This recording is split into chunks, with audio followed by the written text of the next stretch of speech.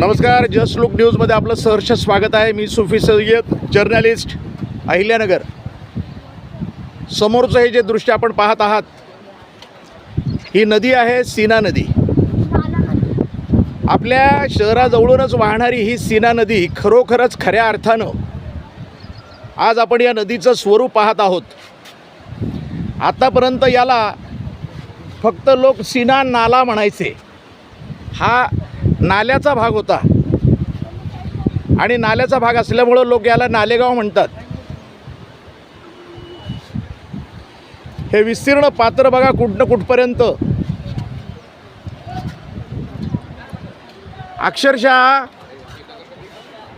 शहराच्या मध्यवस्ती भागामध्ये हे पाणी शिरायला सुरुवात झालेली आहे। हे आपण बघतो समोर ही जी बिल्डिंग इमारत आहे याच्या शेजारून पाणी आतमध्ये शिरायला सुरुवात झालेली आहे।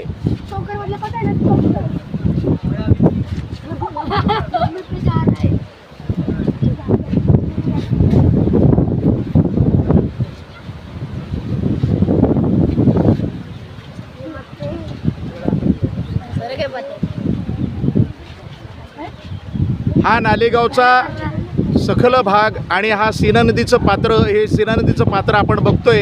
याच्या पलीकडे सरळ जर गेलो तर आपण पलीकडे हा समोरचा भाग, या भागामध्ये सुद्धा अक्षरशः पाण्यानं थैमान घातलेले, घराघरामध्ये पाणी शिरायला सुरुवात झालेली आहे।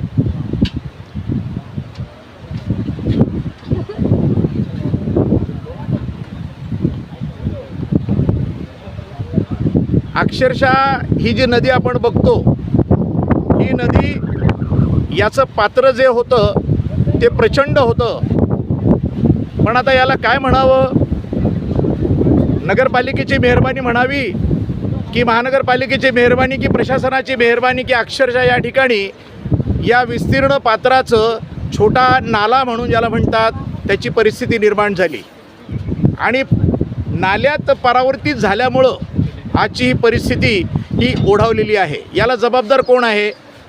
महानगरपालिका प्रशासन की आपण स्वतः नागरिक?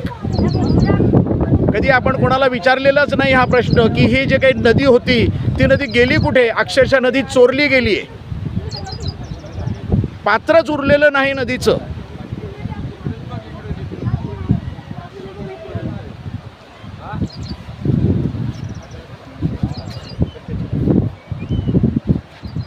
मी journalist Sufi Sayyad, just look news, Ahilyanagar.